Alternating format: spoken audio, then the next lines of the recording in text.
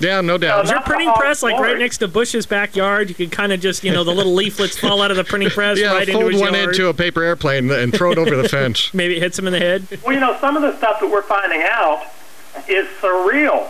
Yeah. Unless you start looking at the history of the Second Reich, the Third Reich, rather.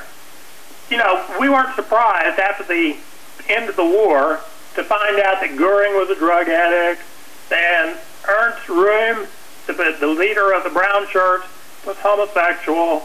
Hitler was kinky. All of them were into the occult. Yes. We found this out, that they were a bunch of gangsters. If we ever get hold of the tapes for this bunch we've got in there now, we're going to find out the same thing.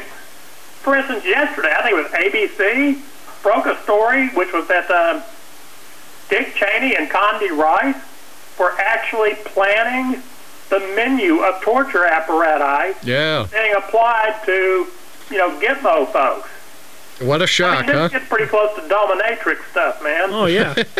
Well, there must be something about Cheney liking all that kinky leather or something like that. Right. After they got the second term, Condi came out when she became Secretary of State.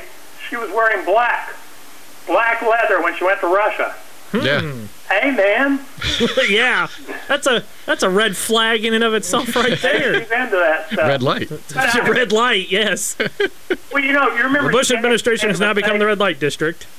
A few years ago, you remember the mistake where Condi Rice at a party mistakenly says, maybe after her second or third martini, my husband, when she's talking about Bush. Yeah.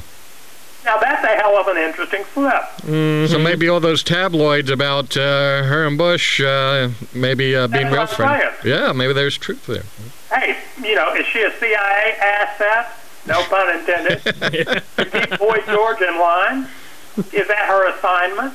Mm-hmm. One thing that's clear is that the only thing Bush had going for him, two things. He had the right family connection. Yes. With King George, son of King George. And he had the proper psychotic attitude. He was just crazy enough to do it. That's right, being a Skull and Bones member from way back. It would be shocking if they didn't have minders. Yeah. Yeah. Someone to keep him on the wagon or to control when he falls off. All these things. Somebody with the whip. If we ever get to the bottom of it, we're going to find another of these kind of crazy gangster stories.